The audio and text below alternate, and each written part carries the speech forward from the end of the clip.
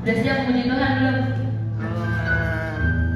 Oke, langsung aja kita menaikkan pertama. Kita langsung.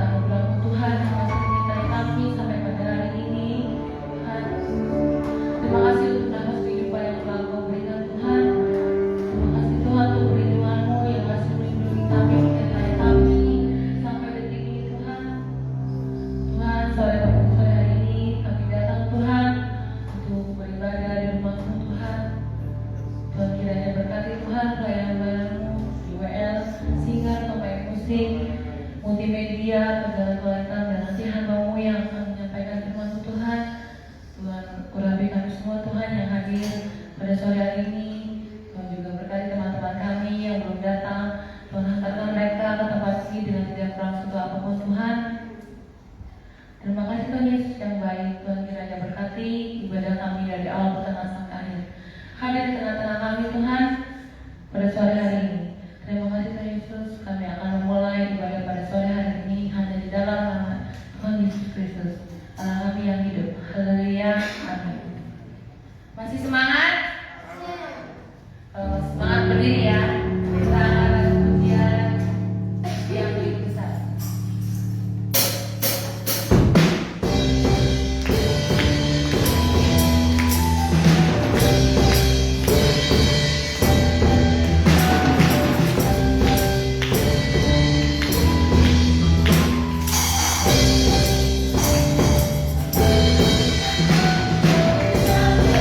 Thank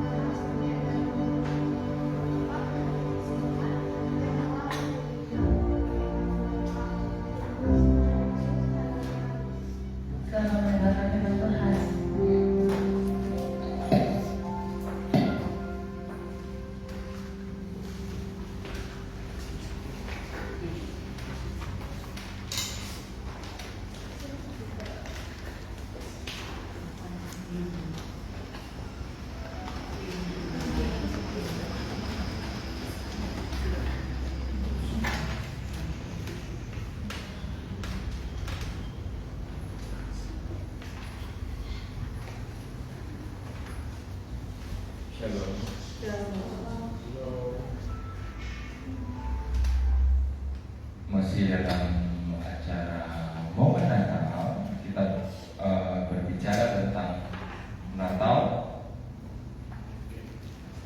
dengan judul sulit. Natal, tapi kok judulnya sulit?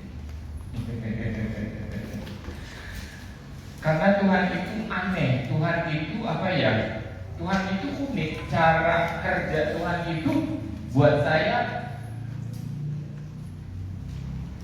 nggak masuk akal. Momen Natal, lahir Yesus ke dalam dunia.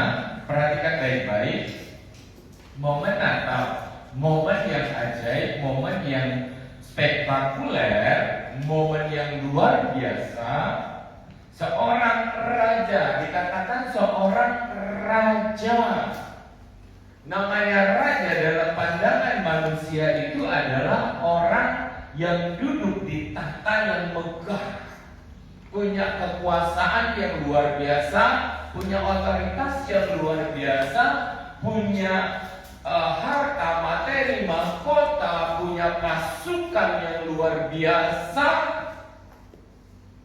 Menurut pandangan dunia seperti itu, punya kastil, punya wilayah kerajaan, pasukan berkuda, bala tentara, yang secara kasat mata semua wow, semua megah, semua agung.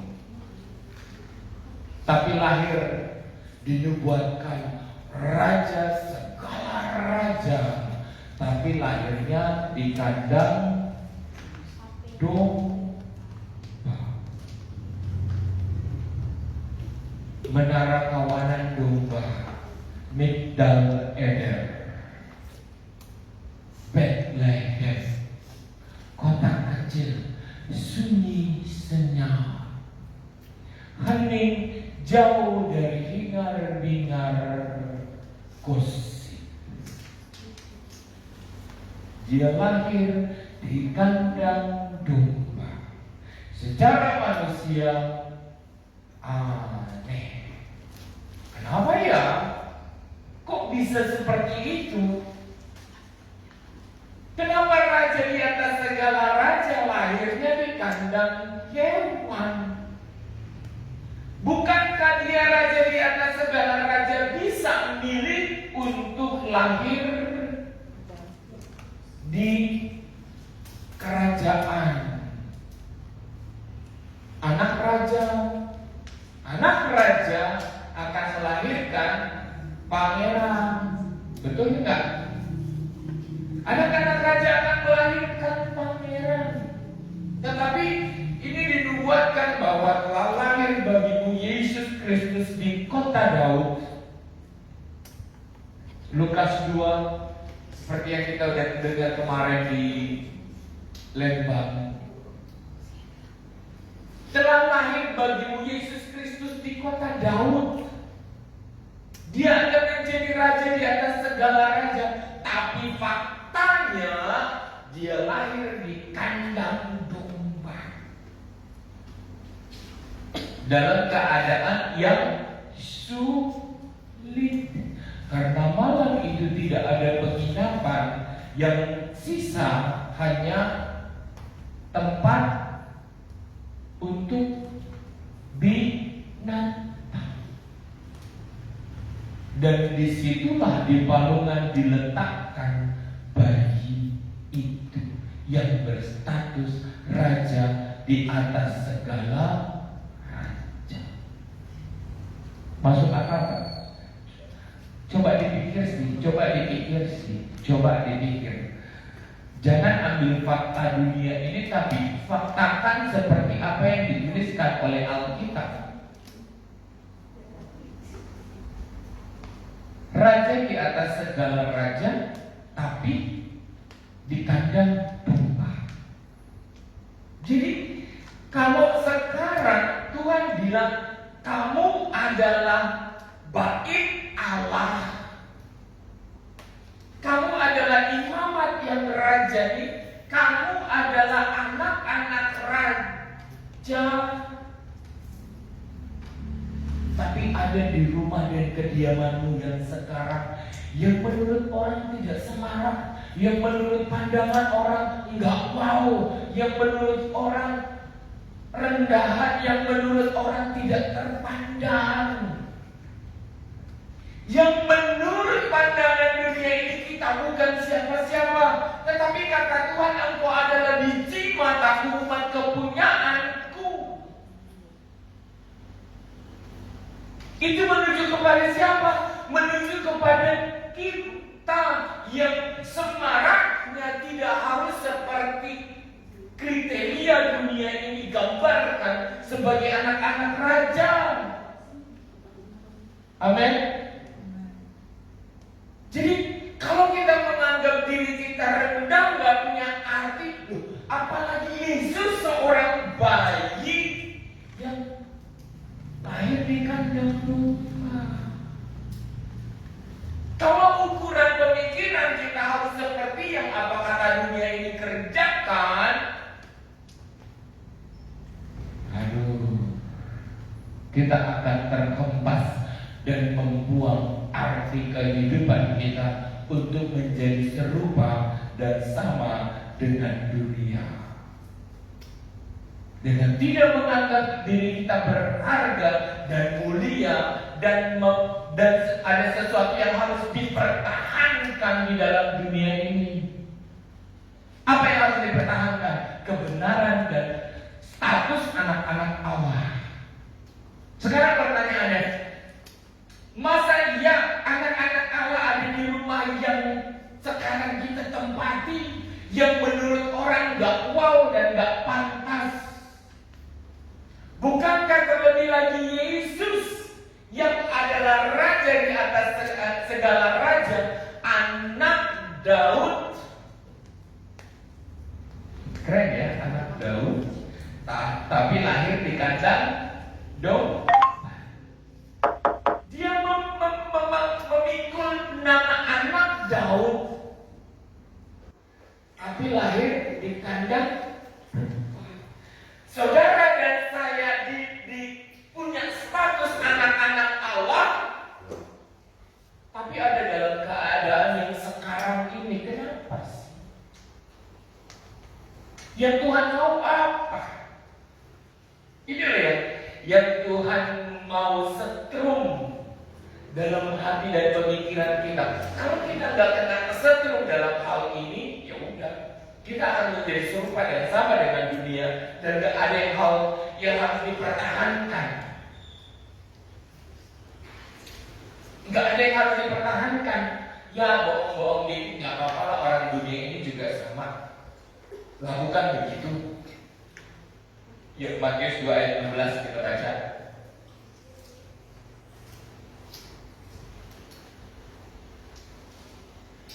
Kalau kita nggak menemukan harga diri kita akan menjadi serupa dan sama. Dusta-dusta dikit lah, ya curang-curang dikit nggak apa-apa lah, ya nggak kudus-kudus amat lah. Akhirnya seperti itu. Tapi kalau kita mengerti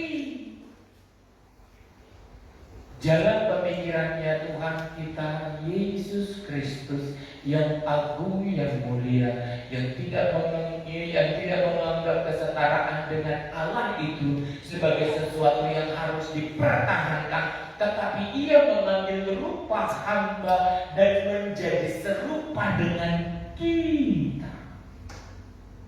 Dia nggak bilang untuk menjadi serupa dengan raja-raja dunia, enggak. Tetapi dia mengambil gambar yang serupa dengan rakyat jelata. Bangga tak punya Tuhan begitu?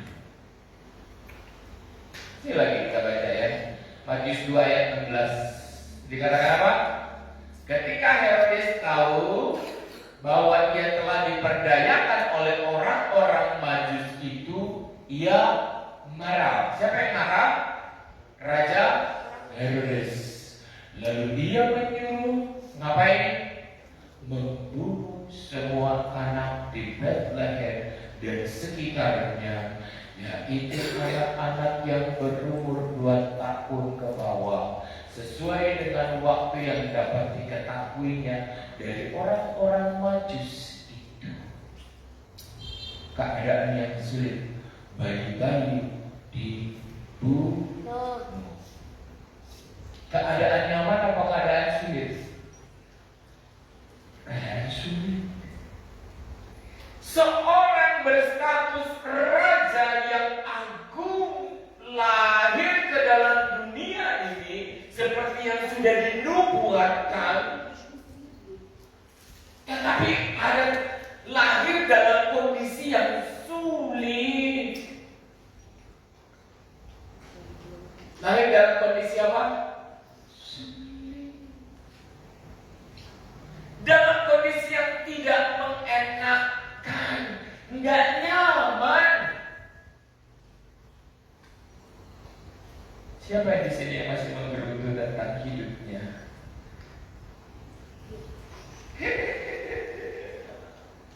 Siapa yang masih nggak terima dengan keadaannya? Ayo. Siapa yang nggak terima dengan ketidaknyamanannya? Bandingkan dengan Yesus. Dunia ini ada di pundaknya, otoritas ada di pundaknya, bala tentara ada di pundaknya, di mulutnya untuk tinggal berkata-kata. Malaikat-malaikat Tuhan menyiapkan segala sesuatu yang ia perlukan. Tetapi ia ada di kandang domba. Kandang domba di bawah dari kehidupan rakyat jelata. Apa? Statusnya ada di bawah kedudukan rakyat jelata. Make sense? Coba deh dipikir deh. Kalau masih kita ngegerutu tentang kita dan keadaan kita, jangan-jangan kita kurang bersyukur. Ayatnya yang ke-14, Matius 2, ayatnya yang ke-14. Dikatakan apa? Maka ayat 13. Setelah orang-orang Majus itu berangkat, nampaklah malaikat Tuhan kepada Yusuf dalam mimpi dan berkata, bangunlah, ambillah anak itu serta ibunya, larilah ke Mesir dan tinggallah di sana sampai aku berfirman kepadamu, karena Herodes akan mencari anak itu untuk membunuh dia. Ancaman pembunuhan. Udah tinggal lahir di kandang domba, mau dibunuh pula. Jadi ketidaknyamanan itu benar-benar ada dalam keadaan terdesak dan sulit. Tidak ada yang pantas untuk dibanggakan. Tapi dia raja di atas segala raja. Tapi secara kasat mata enggak ada yang megah. Itu gambaran kita yang sedang berproses di dalam dunia ini. Secara pandangan kita bukan siapa, bukan anak-anak pejabat, bukan anak-anak yang luar biasa, bukan anak-anak yang mau. Apa dia Yesus digambarkan sebagai bayi yang bisa berbicara? Itu dusta. Dia bayi yang harus dituntun dan dibawa lari oleh bapaknya. Dikatakan berfirman kepada Yusuf dalam mimpi dan berkata, bangunlah, ambil anak itu serta ibunya. Bukan bayi itu yang bayi Yesus, bayi keturunan ilahi. Ayah, bawa aku ke Mesir. Enggak, itu tipu. Kalau ada kitab yang ngomong begitu, itu tipu. Kita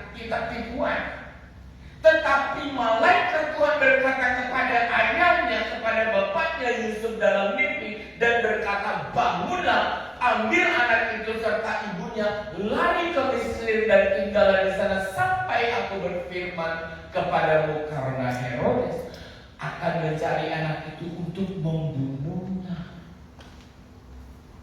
Enggak ada yang istimewa.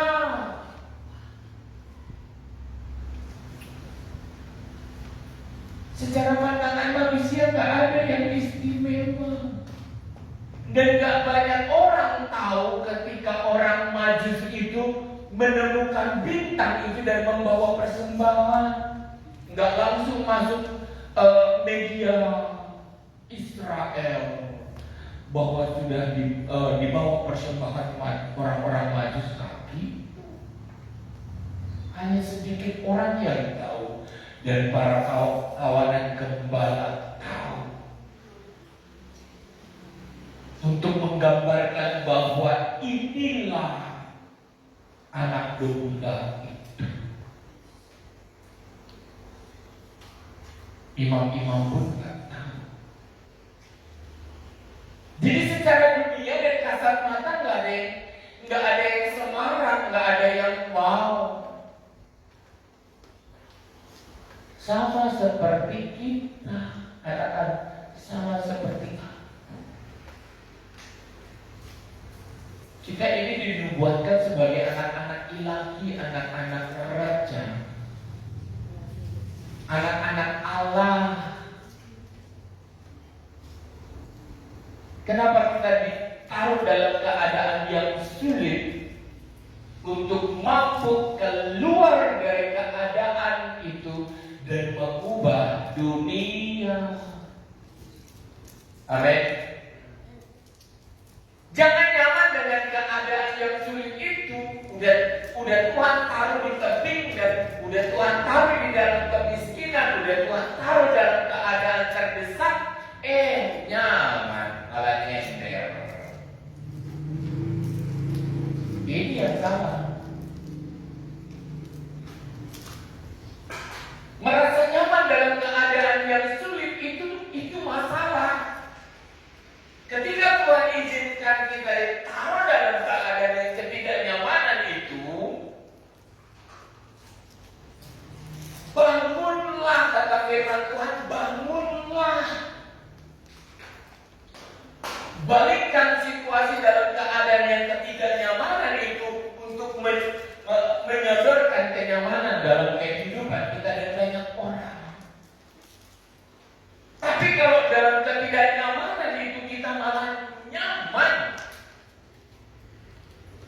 artinya kita sudah menjadi serupa dengan dunia. Ini persoalannya. Kalau kita udah sama dan serupa dengan dunia, ya udah, nggak akan berubah, nggak apa-apalah. Orang lain juga ini, orang lain juga itu, orang lain juga. Ukurannya bukan firman Tuhan, tetapi orang lain. Kalau udah ukurannya orang lain, berarti kita sudah menjadi sama dan serupa dengan dunia. Hanya untuk berubah. Ester 3 ayatnya yang ke ayatnya yang ke-6. Ayatnya yang ke-5. Ini cerita tentang siapa? Tentang Ratu Ester.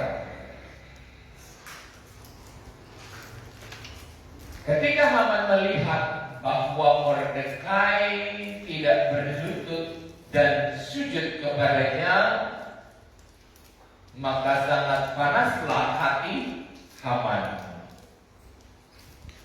Ayat ke-6.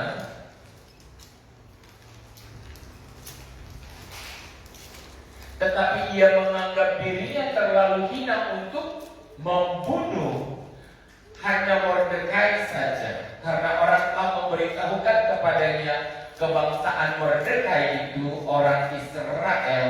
Jadi Haman mencari ikhtiar untuk memunahkan semua orang Yahudi. yaitu bangsa Mordekai itu di seluruh kerajaan Ahasveros. Sudah baca? Sudah baca? Tentang Ratu Ester? Tentang pemilihan Ratu Ester, di mana campur tangan Tuhan ada. Kenapa? Mereka ditaruh dalam keadaan yang sulit, terancam untuk dibunuh. Bukan satu orang, tetapi dikatakan apa? Haman mencari ikhtiar untuk apa? Memunahkan semua. Hello, untuk memunahkan semua orang, memunahkan semua orang, bukan mengancam satu dua orang yang terdesak dalam keadaan yang sulit, tetapi satu bangsa di perantauan di Babel. Mereka sudah dalam pembuangan, tetapi terancam untuk dipunahkan, digenosida lagi. Sulit nggak? Sulit. Pertanyaannya, kenapa sulit?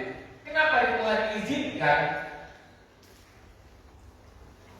bangsa Yahudi masuk dalam keadaan yang sangat sulit? Ya tanya dong, kenapa ya? Biar nanti kita tanya, Tuhan, kenapa saya juga ditaruh dalam keadaan yang sulit? Bangsa Israel ketika di Mesir enak gak? Waktu zamannya Yusuf enak. Tetapi setelah mereka menjadi satu keturunan yang banyak dan menjadi satu bangsa Yahudi, mereka dijadikan budak, diperbudak.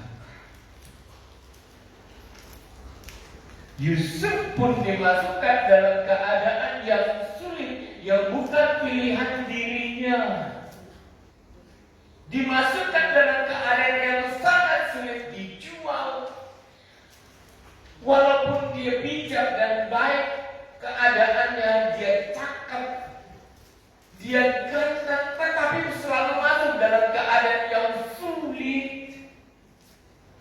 Tetapi dari kesulitan itu dia beranjak terus, melompat terus, naik tangga, naik tangga, naik tangga, naik tangga, sampai keadaan puncak panggilannya untuk menjadi Perdana Menteri di Mesir. Siapa mau jadi hebat? Kalau orang hebat itu tidak menggerutu dalam keadaan yang sulit, itu intinya. Kalau menggerutu dan nangis, Tuhan, aku tersakiti, aku gak terima. Kenapa keadaanku begini, Tuhan? Oh Tuhan, aku gak punya apa-apa, Tuhan. Kenapa begini, Tuhan? Orang lain begitu, Tuhan. Dibanding-bandingin lah itu. Bukan kemampuan dirinya yang diperkaya, tetapi membandingkan diri dengan keadaan orang lain yang lebih mapan, itu gak fair. Karena di balik kesulitan itu ada hadiah besar. Di balik kesulitan itu ada apa? Hadiah besar. Bahkan banyak orang yang tinggal di kenyamanan, akhir hidupnya tidak baik, terlalu nyaman dan tanpa pergumulan. Ngerti macam, ngerti singa, tapi ditaruh kandang, makannya dikasih setiap hari. Wow, makan sih. Dari ditangkap di hutan, ditaruh di kerangkeng di kandangnya, kandang besi. Tiap hari dikasih makan. Wow, pertama kali, kedua wow, ketiga wow, lama-lama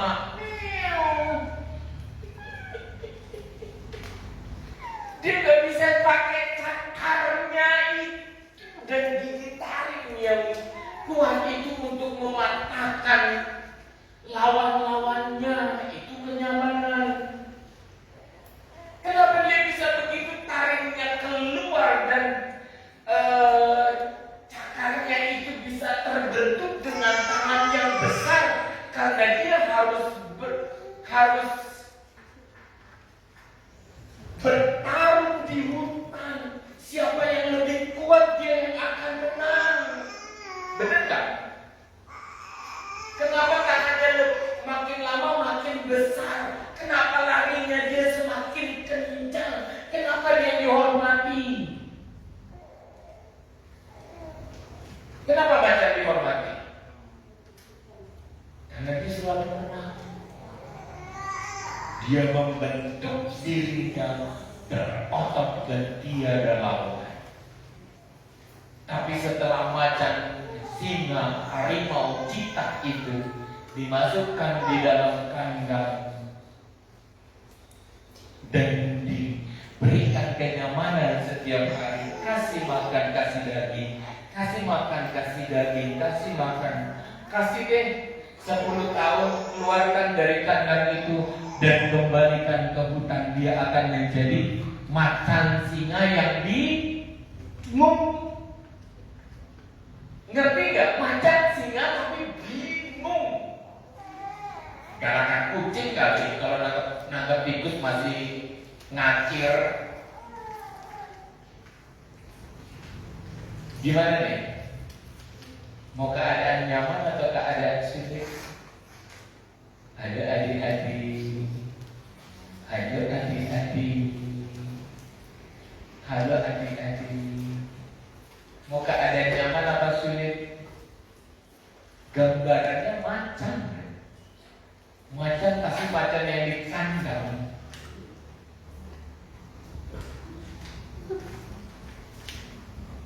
Kalau dia di hutan rimba, dia akan keluar sebagai pemenang. Coba dengar aumannya, wow. Cuma aumannya aja, binatang-binatang lain akan gemetar. Gak berani melawan. Tapi kalau singa macannya jadi kandang 10 tahun, badan mah gede, suaranya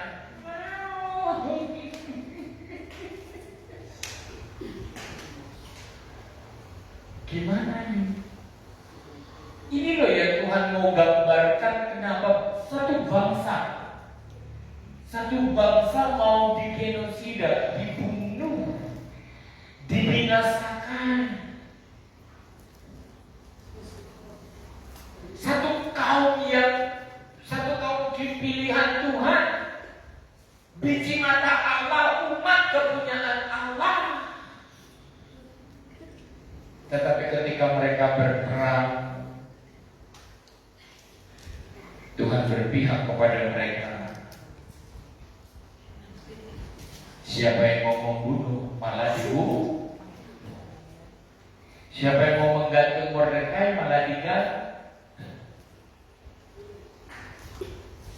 Ingat waktu bangsa Israel mengelilingi tembok Jericho, teriakan mereka, nyanyian mereka, sorak-sorai mereka seperti singa Yehuda. Kabar tentang bangsa Israel itu membuat gemetar banyak bangsa-bangsa. Sebab siapa? Sebab Tuhannya. Mereka tahu, jangan hitung jumlah mereka, tetapi lihat siapa yang di belakang mereka. Ketika tabut Tuhan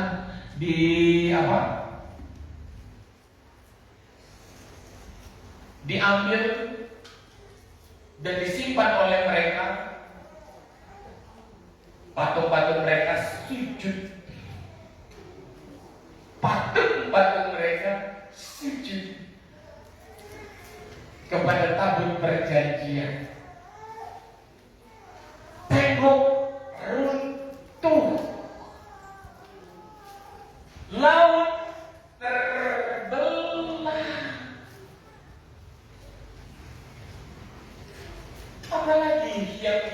yang Tuhan mau buktikan dalam kehidupan kita. Kalau masa kesulitan menjadi satu air mata, artinya kita nggak mau berproses.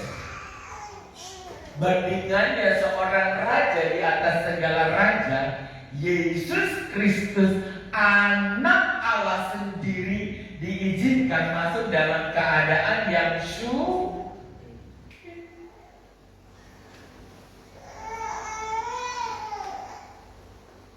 Tapi kalau lewat melalui keadaan yang sulit itu kita bisa bangkit dan kita bisa menang. Disitulah ada mahkota. Tapi kalau dalam keadaan sulit itu kita tenggelam dan bersedih hati dan terpuruk dan bahkan menjadi sama dan serupa dengan dunia ini, kita nggak dihitung sebagai hamba. Kita nggak dihitung dan diserupakan menjadi seperti Yesus, tetapi dihitung menjadi serupa dengan dunia. Dalam keadaan yang sulit, perhatikan baik-baik, ini bekal nih buat masa depan. Dalam keadaan yang sulit, engkau masih tetap jujur, itu hebat. Dalam keadaan engkau nggak punya uang, tetapi masih bisa jujur, itu hebat. Dalam keadaan kamu gak punya apa-apa tapi bisa nolong orang, itu hebat.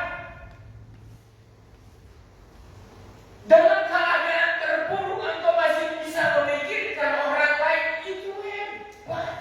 Seperti siapa? Janda Sarfat. Dalam keadaan cuma punya minyak dan tepung yang hanya untuk dirinya dan anaknya, dalam keadaan yang sulit dan kritis, tetapi ketika Elia minta untuk dibuatkan roti, dia mendahulukan orang lain daripada dirinya. Setelah itu tepung itu habis enggak? Enggak. Masih ada, diolah lagi, diolah lagi, diolah lagi, diolah lagi. Dari mana ya, Embu?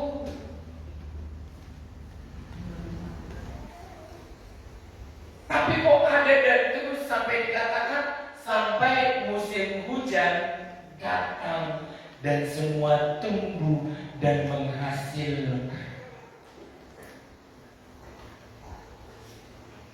Ini kualitas anak-anak Tuhan tuh harus seperti itu, jangan serupa menjadi serupa dan sama dengan dunia ini. Kita nggak punya mahkota. Karena apa? Ukuran yang ditakar dalam kehidupan kita adalah cara Yesus turun datang ke dalam dunia yang hina ini. Dunia ini dia menjadi hina, bukan menjadi seorang raja yang bermahkota. Bahkan sampai murid-muridnya katakan apa? Tuhan, apakah engkau mau memulihkan Yerusalem pada masa ini? Maksud murid-muridnya apa? Bangkitlah menjadi ketua pemberontak dan melawan penjajah. Itu menurut pemikirannya. Ya, tapi menurut Tuhan Yesus apa? Dunia ini biarkan berjalan seperti ini, tetapi roh yang di dalamnya yang harus dipulihkan. Keadaan yang sulit itu memang Tuhan izinkan bangsa Israel dijajah oleh Romawi. Amin. Ngerti sekarang kalau keadaan sulit kita itu Tuhan yang izinkan. Untuk apa? Keluar dari keadaan yang sulit itu dan membalikkan keadaan.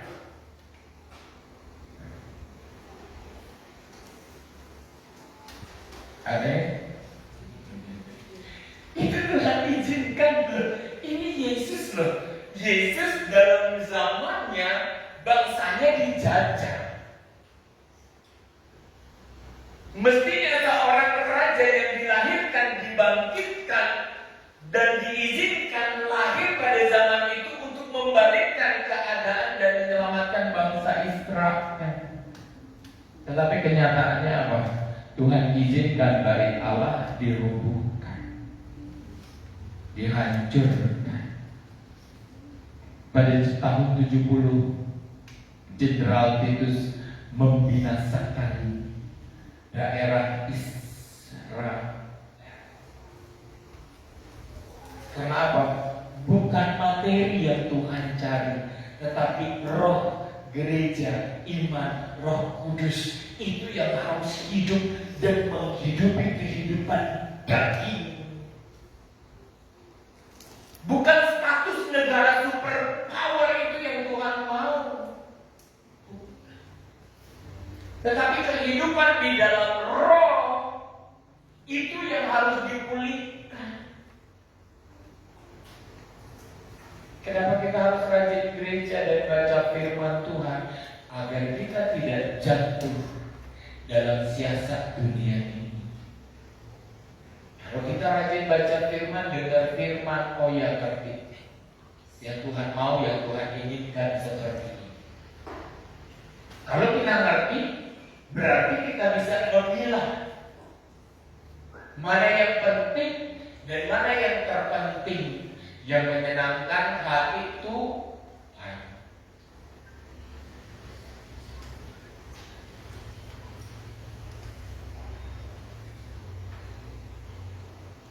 Ayat 5 ayat 17.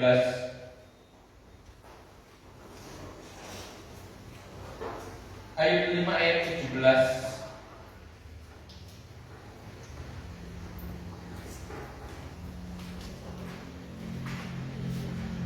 Baca, kita baca sama-sama ayat 17 18 ya. Yuk, sama-sama 1, 2, 3.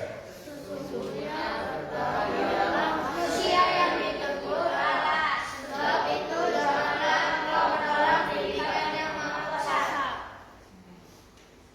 Karena Dialah yang memulai, tetapi juga yang mengubah. Dia yang memukuli, tetapi yang tangannya menyembuhkan pula. Ngerti? Ngerti nggak? Ya kalau Moses dia ngerti banget, bapaknya yang cubit, bapaknya juga yang sayang. Kalau nggak gitu nggak jadi anaknya. Nunggu entar. 17 balik lagi. Perhatikan baik-baik. Sesungguhnya berbahagialah manusia yang ditegur. Berbahagialah kita yang ada dalam keadaan yang sekarang ini. Orang yang berbahagia dan menyadari kebahagiaannya dalam kondisi yang Tuhan izinkan, dialah yang akan bangkit dan memulihkan dirinya. Tetapi kalau dia tidak menyadari dirinya dan keadaannya yang tidak baik-baik saja, dan mencari kenyamanan dalam ketidakbaikan itu, ya nggak berkembang. Akal pikirannya nggak berkembang. Macan tadi itu akal pikirannya, nalurinya untuk meraung dan berkuasa dan berotoritas nggak berkembang, malah mencium. Ngerti ya? Kenapa kita harus berbahagia dalam keadaan yang sekarang ini? Sebab dikatakan berbahagialah manusia yang ditegur. Sebab itu janganlah engkau menolak didikan yang Maha Kuasa. Kita diizinkan, Ayub diizinkan dalam keadaan yang tidak baik-baik saja, untuk membuktikan bahwa imannya itu murni seperti apa? Iman Ayub murni seperti emas. Kenapa nggak bisa jawab? Karena nggak ngerti, belum memahami Tuhan. Nggak apa-apa, aku masih kecil, dia kecil aja terus. Kalau masih terus menyadari dirinya, aku masih kecil, aku masih kecil, aku masih kecil, aku masih kecil. Ya kecil aja terus. Dewasa itu pasti, ujian itu pasti. Selesai gak selesai ujian dikumpulkan. Bagus gak bagus harus terima rapot. Kenapa mau terima rapot yang buruk? Padahal bisa bagus. Kenapa bisa buruk? Karena nggak mau menyadari keadaan bahwa ada hari pengumpulan ujian, ada hari penilaian rapot. Kenapa kita nggak bisa bikin baik semua? Karena kita lalai. Amin. Tuhan bilang loh, sebab itu janganlah engkau menolak didikan yang Maha Kuasa. Ayat 18.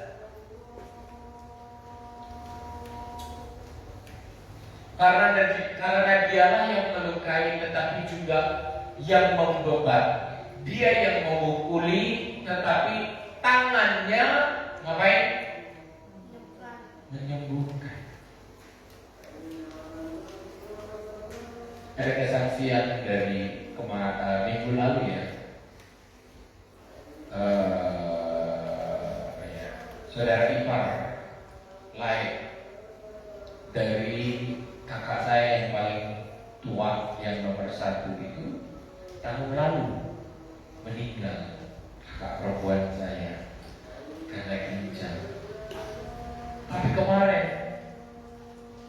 itu artinya mereka udah kehilangan ibunya, anaknya 3. Anaknya 3.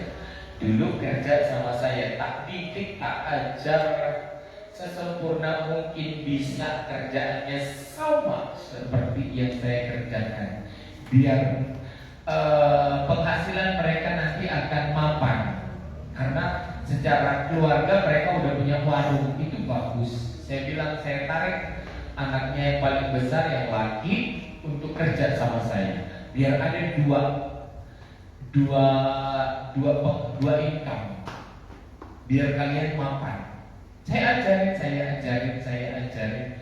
Udah berjalan mau 2 tahun.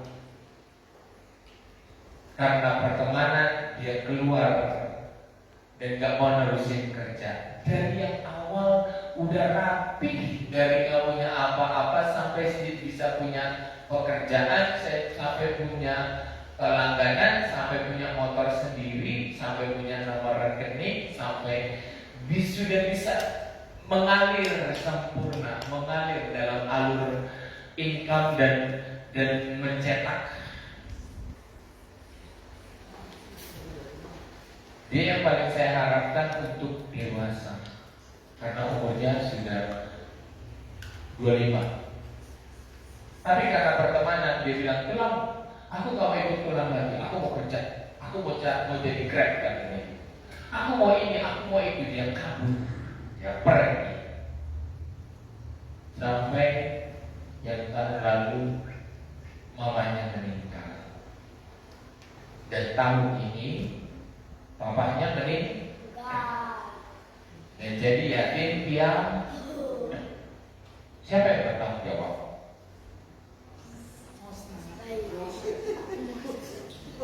Keadaan Tuhan izinkan seperti itu dibentuk dan diproses.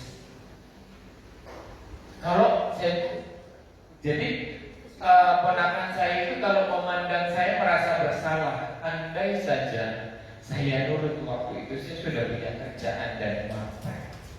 Kenapa yang saya larinya? Akhirnya luntang-lantung. Cuma ngikut aja, tetapi bukan pemegang dari perjalanan usaha itu. Jadi dia merasa sedih dan merasa bersalah. Padahal dari rancangan yang sudah dirancang baik, dia tinggalkan semua. Nah, ini yang harus kita bisa ngerti. Dewasa itu tuh pasti. Kalau kita bicara aku masih anak-anak, oh masih ada mama papa, silahkan. keadaan yang memukul kita dan bersedih dan terpuruk. Beda keadaan kalau kita sudah mapan dalam cara berpikir. Kita ditinggalkan orang tua itu satu kepastian. Ya Kak? Hello. Kan kelihatan mana anak dewasa, mana yang bertumbuh dewasa, mana yang enggak. Anak mami, anak papi. Kelihatan. Gak bisa buat keputusan.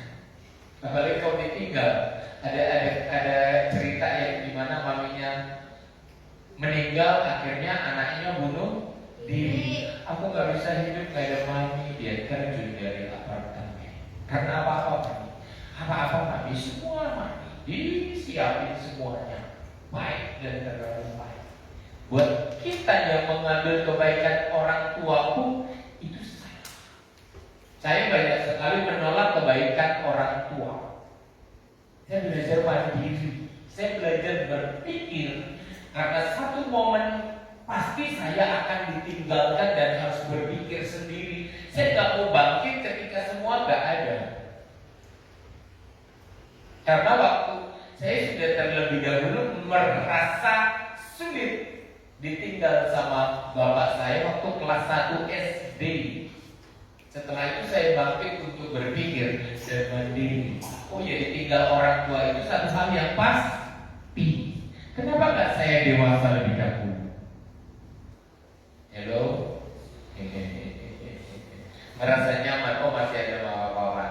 Tinggal kita mau ini. Ada semua kayak tukang sulap. Otaknya nggak dipakai dan tidak berkembang. Sama kayak macan yang ada di dalam kandang. Padahal banyak hal yang harus dipikir, banyak hal yang harus dipersiapkan.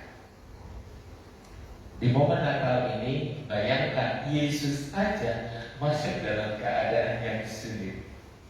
Kenapa kita lalai dalam keadaan untuk mencari kenyamanan dan sengaja tinggal dalam kenyamanan?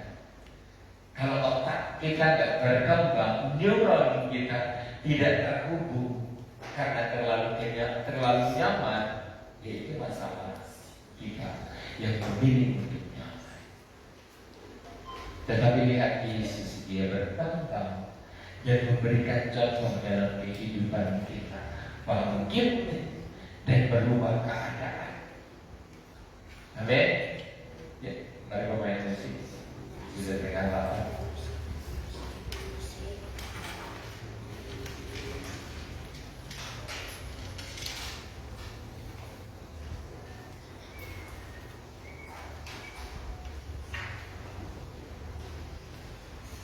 Mari bergegas, persiapkan segala sesuatu. Jangan tinggal dalam kenyamanan. Walaupun dunia ini menyalurkan kenyamanan, abaikan. Jangan kenyamanan itu membuat nanti suatu saat ketika kenyamanan itu diambil, kita merasa sedih.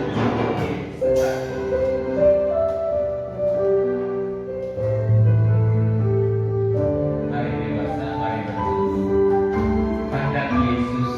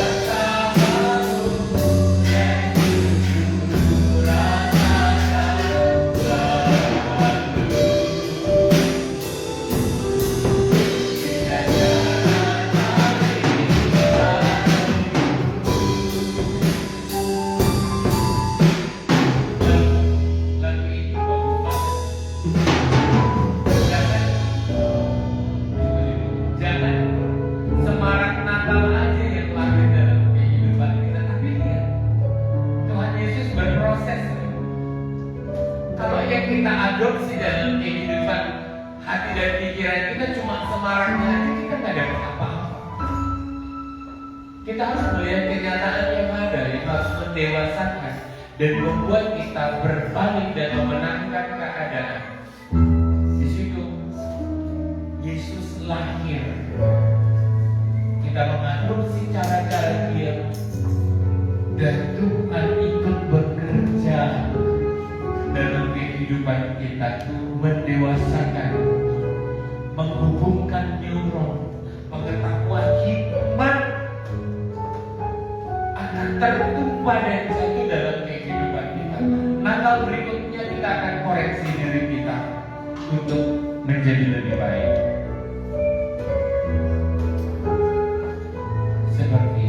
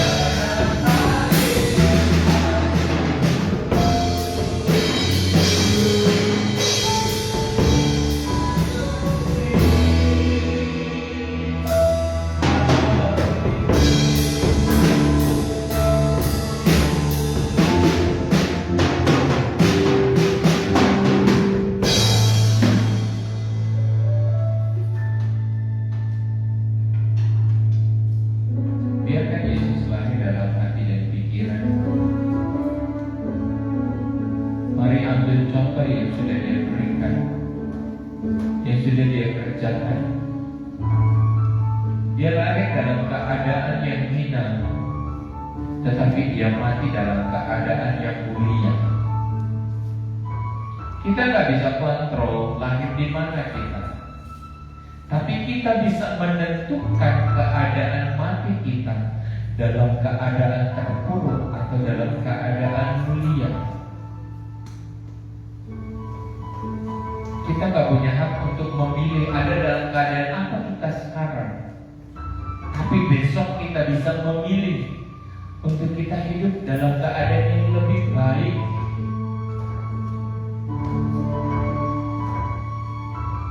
Mari ikut Yesus, terima Dia, biar Dia lahir dalam hati dan pikiran kita. Pandang Tuhan, dia bangkit dan merubah keadaan dan menang atas kondisinya, dan dia menjadi Tuhan atas seluruh manusia dan menjadi raja di atas segala raja. Dia keluar menjadi pemenang, sama seperti kita yang akan menjadi keluar sebagai pemenang. Hidupkan kepala kita terima doa berkat. Terima kasih Tuhan, terima kasih Yesus. Kami terima firman-Mu dan kami materaikan di dalam nama Tuhan Yesus. Tuhan memberkati Engkau dan melindungi Engkau. Tuhan menyinari Engkau dengan wajah-Nya dan memberi Engkau kasih karunia. Tuhan menghadapkan wajah-Nya kepadamu dan memberi Engkau damai sejahtera. Jemaat yang dikasihi Tuhan, pulanglah engkau dalam persekutuan dalam kasih Allah Bapa, Anaknya yang tunggal Tuhan kita Yesus Kristus, dan Roh Kudus menyertai kita sampai Maranatha. Tuhan memberkati. Sama-sama katakan